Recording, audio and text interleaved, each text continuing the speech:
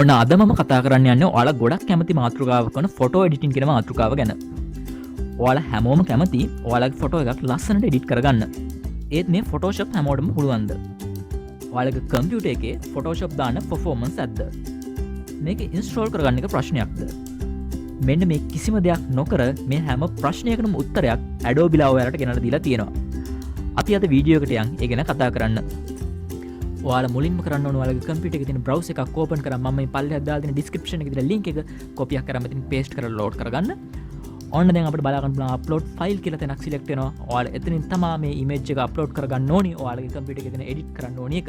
මම මේ වෙලාවේ ඉමේජ් එකක් අප්ලෝඩ් කරන්න යන්නේ නැහැ. මගේ කම්පියුටර් එකේ තියෙන සාම්පල් ඉමේජස් 3ක් ඔයාලා දීලා තියෙනවා බලා ගන්න පුළුවන්. මම මෙතනින් සාම්පල් ඉමේජ් එකක් තෝරගන්නවා එඩිට් කිරීම සඳහා. ඔන්න දැන් අපේ සාම්පල් ඉමේජ් එක ඕපන් කරලා බලා ගන්න පුළුවන්. ඔයාලා දැන් වම් අත පැත්තේ බලා ගන්න පුළුවන් ටූල් සෙට් එකක් දීලා තියෙනවා. ඔයාලගේ ඉමේජ් එක එඩිට් කර ගැනීම සඳහා පහසුකමක් විදියට.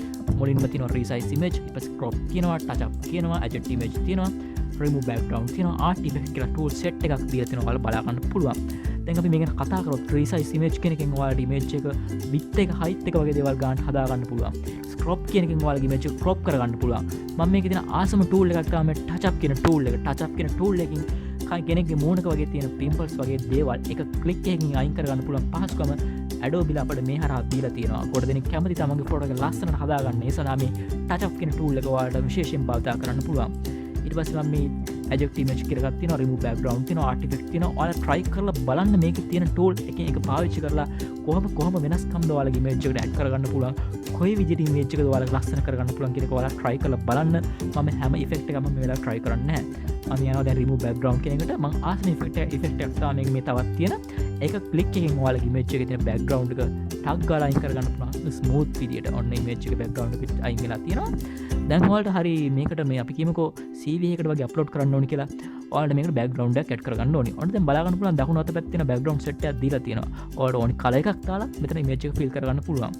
ඔයාලට ඕනිම නම් දැන් මෙතන image එක blur කරගන්න ඔයාලගේ background එක blur effect set එකකුත් දීලා තියෙනවා. ඔයාලගේ image එකට add කරගන්න.